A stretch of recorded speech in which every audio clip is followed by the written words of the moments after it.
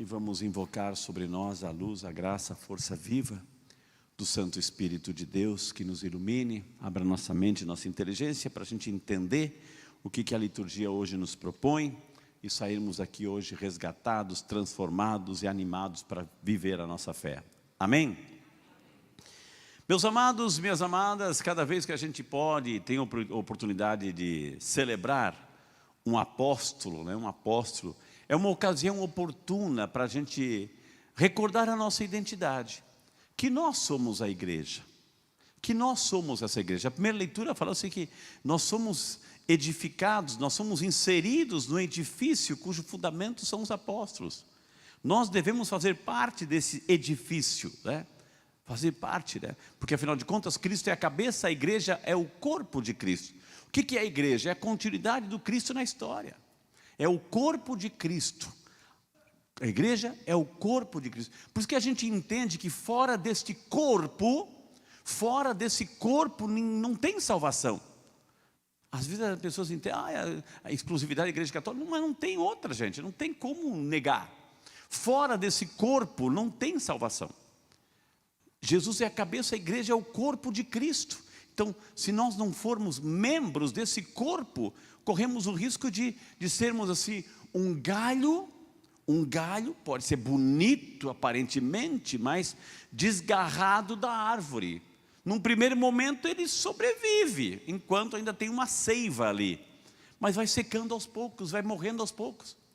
Vai morrendo. Então nós somos membros inseridos nesse corpo, nesse edifício, cujo fundamento são os apóstolos. Por isso que uma data como hoje é bom a gente recordar, né, minha gente, assim. Primeiro que a eleição dos 12. Jesus tinha muitos discípulos, diz o texto, ele tinha muitos discípulos. Mas se retirou para rezar, passou a noite inteira em oração. E nesta oração ele escolheu, de tantos que ele tinha, escolheu 12. E deu o nome de apóstolos. Apóstolo significa os enviados. Os enviados. É muito interessante a gente poder perceber, mas Frei, ele tinha tantos discípulos. Alguns, é claro, ele poderia ter razão de escolher aqui, mas outros, né, poxa vida, deram bola fora, traíram, negaram, né? Por que ele colocou aqui na lista Judas Iscariotes, né, que diz assim, sempre, né, um cidadão. Em todos os evangelistas que falam nos nomes dos 12, ele é sempre o último. Judas Iscariote, o último, né? Aquele que traiu Jesus. Não, vai ocupar o primeiro lugar, não pode, né? Então sempre o último. Mas Frei, por que Jesus escolheu Judas Iscariote, sabendo que ele seria o traidor? Sabia. Mas sabe por que Jesus escolheu Judas, minha gente? Sabe por que? Pergunta para essa pessoa, sabe por que Jesus escolheu? Você sabe? Pergunta, você sabe, né? Você sabe por que Jesus escolheu Judas? Sabe por quê? Porque todos nós somos esse Judas, não é? Todos nós somos esse Judas. E sabe por que Jesus escolheu? Para dar oportunidade. Jesus quis dar oportunidade. Jesus quer resgatar. Jesus não desiste de ninguém. E deu oportunidade para esse cidadão, talvez com essa tendência, ele era ladrão, enfim, né? Mas preocupado com dinheiro, nas cenas que Jesus curava as pessoas, enfim, aquela mulher lá enxugando, né, o cabelo, enxugando os pés de Jesus com seus cabelos, colocando perfume, e ele, meu Deus, se eu soubesse o preço que é isso. Ou seja, em lugar de se alegrar pela conversão, enfim, ele estava preocupado com a coleta ali, né? Porque era desonesto, era ladrão. Ou seja, por que Jesus escolheu? Porque quis dar oportunidade. Jesus não desiste de nós, nós somos um pouco de cada um deles. Não foi fácil para Jesus. A gente viu aí nesses domingos, assim, Tiago e João, né? Tiago e João brigando por posto ali para Jesus, uma direita ou esquerda. Aí também lá Pedro que negou, enfim. Então os discípulos também tiveram que fazer um caminho de crescimento. Tiveram que fazer um caminho de amadurecimento na fé, né? Inclusive Judas. Então Jesus deu esta oportunidade para esse cidadão, mas desperdiçou a oportunidade de fazer um caminho de crescimento. Mas assim, voltando ao texto, olhando assim a realidade da igreja, né, que é o corpo de Cristo, né, é sempre bom a gente recordar, é bom a gente voltar àquela catequese, né, e para a gente fixar alguns conceitos. Quando a gente Quais são as 4 notas que definem a nossa igreja? Quem lembra? A nossa igreja, quando a gente reza, no creio niceno constantinopolitano, aquele creio maior, né? A gente reza, a gente faz lembrar. Quais são as 4 notas da nossa igreja? Ou seja, as 4 identidades da nossa igreja. Porque quando a gente tem a nossa identidade tem 4 coisas ali. 4 coisas na nossa identidade. Tem a nossa foto, o nosso nome, o nosso número e a nossa assinatura. Não tem? Foto, nome, número e assinatura. 4 coisas. A nossa identidade. Imagina a igreja. A igreja também tem 4 notas, 4 características. Vamos lá. Primeira. Una, santa, católica e apostólica. Una, santa, católica e apostólica. São as 4 características de nós. Não, isso a gente não pode esquecer, minha gente. Chegando em casa, vão lá, jantem legal, vão na internet, peguem esse vídeo de novo que está no YouTube, que estamos transmitindo. Una, santa, católica e apostólica. Una, a unidade. Nossa igreja é una. Unidade de governo, a gente sabe quem é quem. Temos um Papa, né? Unidade de governo, o Pedro. Unidade de governo, unidade de doutrina. A gente não pode inventar, eu não posso chegar aqui e inventar qualquer coisa. Tem um catecismo, tem uma doutrina consolidada, 2000 anos de história. Então, unidade de governo, unidade de doutrina e unidade de... Eu posso estar lá no Japão. Alguém entende japonês aqui? Alguém entende japonês? Alguém entende chinês? O João entende um pouquinho, né, João? Alguém entende chinês? Japonês? Não. Mas se eu for lá no Japão, e se tiver uma missa católica, eu posso não entender uma vírgula do que estou falando, mas eu sei que é a missa. Eu sei na hora que eu tenho que levantar.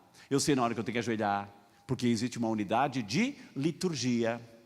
Então, unidade de governo, unidade de doutrina, unidade de liturgia. Isso só fala da primeira nota. Una, santa.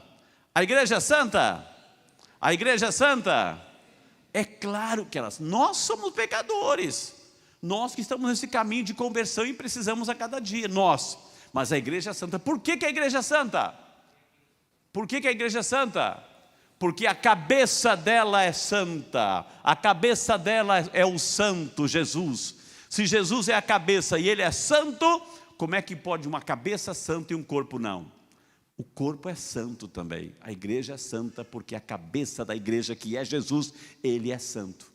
Então, una, santa, católica, católica, catarrolos, catarrolicon. A igreja, porque a gente tem que entender a palavra católica.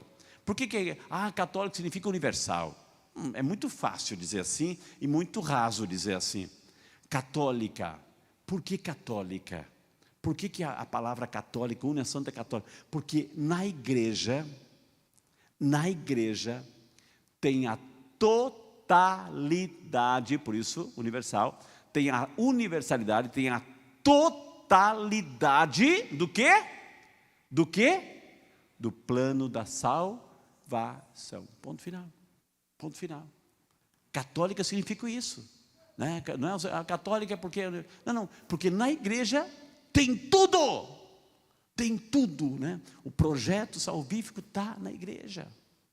Então, por isso é católica. É um projeto universal. A totalidade do mistério, a totalidade da salvação, do sacramento, está na igreja.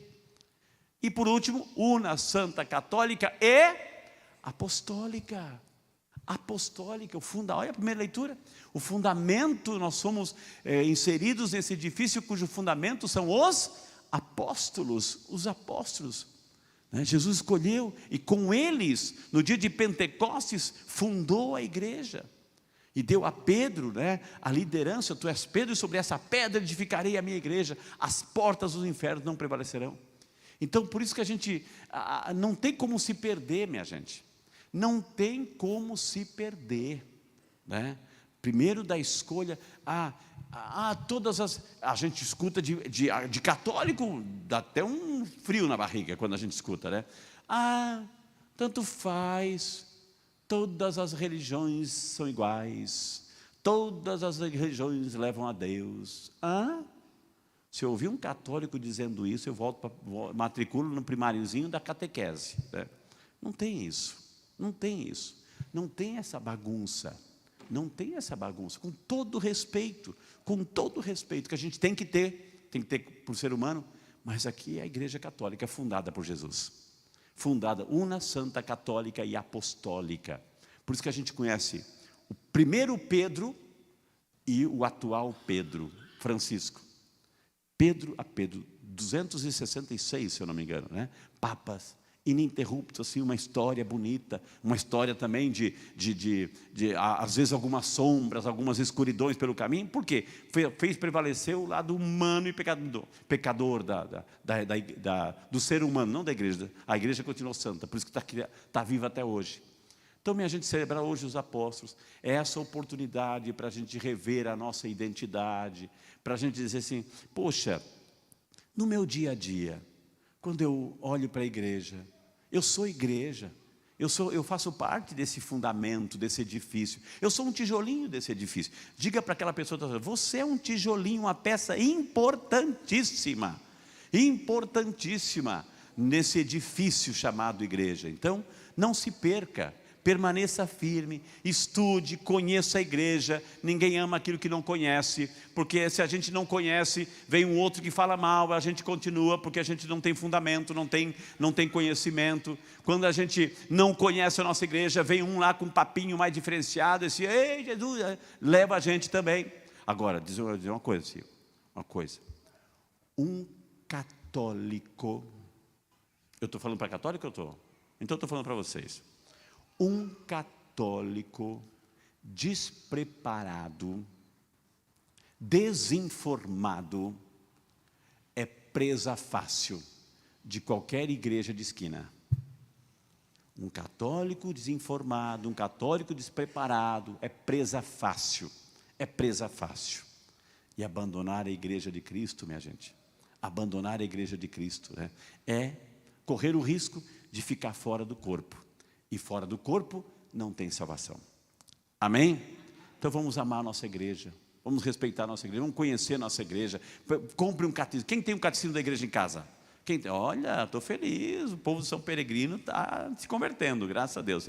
Quem tem a Bíblia em casa? A Bíblia em casa, olha que maravilha, Deus seja louvado. Então, ter a Bíblia, a palavra de Deus, um catecismo da igreja, isso é importante porque ali está a doutrina explicada de uma maneira tão simples, tão clara, tão bonita.